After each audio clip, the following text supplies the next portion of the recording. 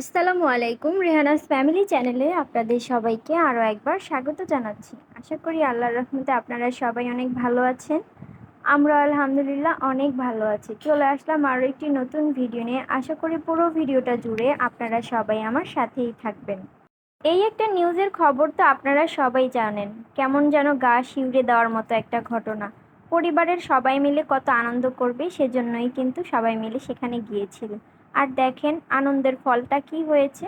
আসলে এই বর্ষাকালে কোথাও যাওয়াটাও যেন এখন বিপজ্জনক হয়ে গিয়েছে।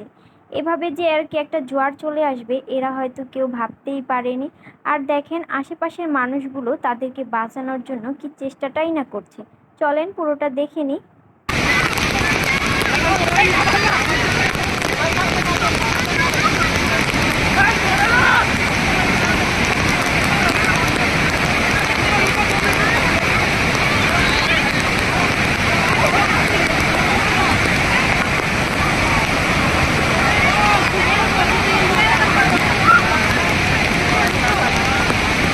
আমি কখনো এরকম কোথাও ঘুরতে যাইনি, আর ঘুরতে যাবো না, কারণ ওনাদের এই ভিডিওটা দেখে মনের মধ্যে যতটা ইচ্ছা ছিল সবগুলো ইচ্ছাই কিন্তু শেষ হয়ে গিয়েছে। আপনারা সবাই তাকিয়ে দেখেন, এক পরিবারের সবাই, সাথে কিন্তু ছোট দুইটা বাচ্চাও আছে।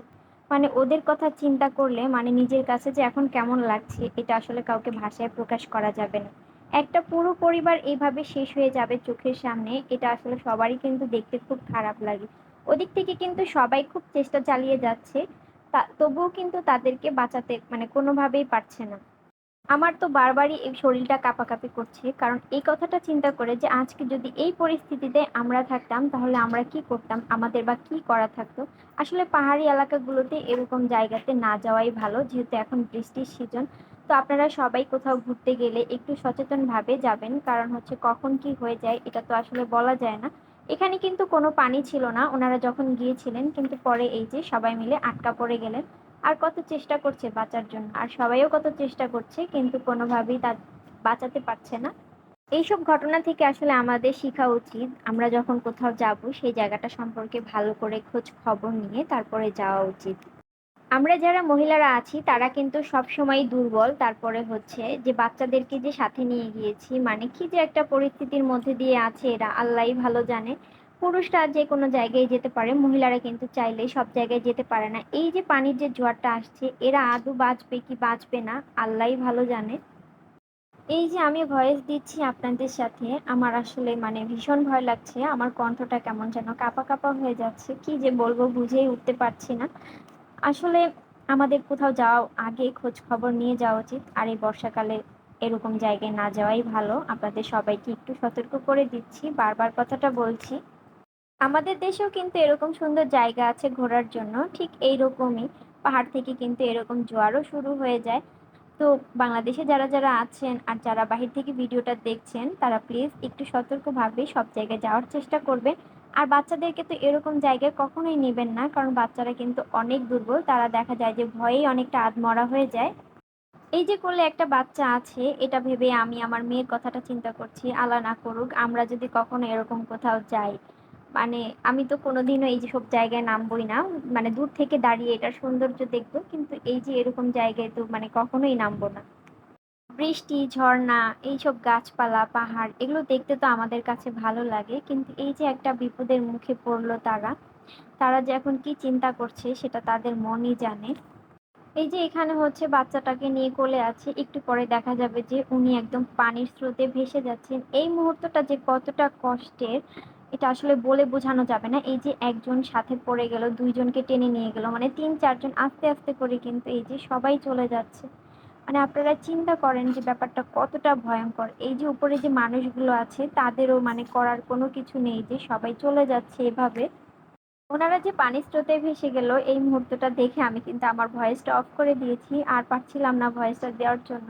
মানে কতটা মানে গা শিউরে দেওয়ার মতো একটা ব্যাপার, আপনারা সবাই একবার চিন্তা করেন। ভেবেছিলাম এই ভিডিওটাতে আমি নিজে কোনো ভয়েস দিব না, কারণ আমার কথা বলতে গেলেই দেখা যাবে যে আমার হাত পা কাঁপাকাঁপি শুরু করে দিবে। তারপরে হচ্ছে আমি ভীষণ ভয় পাবো। এই যে উপরে যে মানুষগুলো দাঁড়িয়ে আছে তারা দেখলো যে তাদের পরিবারের অর্ধেক লোক চলে গিয়েছে, তারপরে এখন বাকিরা আছে। মানে তারা কতটা কষ্ট ভোগ করছে, ছোট্ট একটা বাচ্চা ছিল সেও কিন্তু চলে গিয়েছে। আমরা অনেকেই বাসায় থেকে আসলে দম বন্ধ করা মনে করি একটা পরিবেশ। কিন্তু এই যে বাহিরে ঘুরতে গিয়ে বা কি আনন্দটা হলো আপনারাই বলেন। আনন্দের বদলে তো এখানে বেদনা আর কি শোক শুরু হয়ে গিয়েছে। ভিডিওটা কিন্তু অনেক ছোট। আজকে ভয়েস দিতে গিয়ে মনে হচ্ছে যে ভিডিওটা এত বড়, যেটা আমি ভয়েস দিয়ে কোনোভাবেই শেষ করতে পারছি না। কারণ এত লম্বা সময় মনে হচ্ছিল যে আসলে কিন্তু খুবই অল্প সময়ের মধ্যে তারা সবাই চলে গিয়েছে। আর এই জোয়ারটা শুরু হয়েছে তো হয়েছে, কোনোভাবেই যেন শেষ হচ্ছে না। জানি না এই ভিডিওটা কে করেছে। সে হয়তো খুব সাহস নিয়ে এই ভিডিওটা করেছে, আর বাকিরাও তো চেষ্টা করছে ওনাদেরকে বাঁচানোর জন্য। আপনারা যারা আমার এই ভিডিওটি এখন পর্যন্ত দেখছেন, লাইক দিতে ভুলে গিয়ে থাকলে প্লিজ লাইকটা দিয়ে নেবেন। আর যারা আমার চ্যানেলে আজকে নতুন ভিজিট করছেন, ভিডিওর কোনো অংশ ভালো লেগে গেলে আপনারা আমার চ্যানেলটিকে সাবস্ক্রাইব করে আমার পাশে থেকে যাবেন।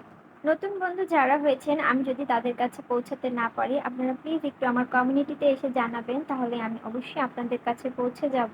কারণ বেশ কিছুদিন ধরে আমার শাশুড়ি মা অনেক অসুস্থ, তো সেজন্য আসলে মানে ওইটা চেক করা হচ্ছে না, যেহেতু এটা উনি চেক করে থাকেন। এই তো দেখেন সবাই মিলে কিভাবে চলে যাচ্ছে বলেন, এটা কোনোদিন ভাবা যায় বা চিন্তা করা যায় সবাই কিভাবে চলে যাচ্ছে? আমি ভয়েসটাই দিতে পারছি না, আমার এত কষ্ট লাগছে যে এভাবে সবাই চলে যাচ্ছে, এটা কি আদৌ সম্ভব? আপনারাই দেখেন। আল্লাহ চাইলে কি না করতে পারে। আসলে যার মৃত্যু যেভাবে লেখা আছে সে তো সেভাবেই চলে যাবে। এখান থেকে হয়তো সর্বোচ্চ দুজন বেঁচে ফিরেছিল। শুরুতে যে একটা মহিলা আর বাচ্চা চলে গেল, সেই কথাটা চিন্তা করে আমার তো ভীষণ খারাপ লাগছে, কারণ অত ছোট বাচ্চা তো আর এই ধকলটা সামলাতে পারবে না। তো আজকের ভিডিওটা এ পর্যন্ত। ভালো থাকবেন। আল্লাহ হাফেজ।